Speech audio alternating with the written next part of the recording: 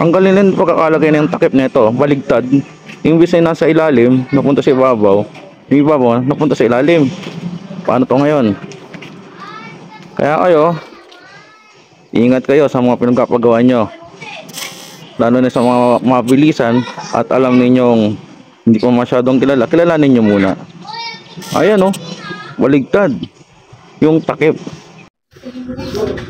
Ganito kanina. Yan.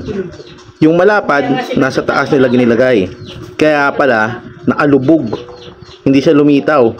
Dapat yan, ganito. Yung mas maliit ang nasa ibabaw.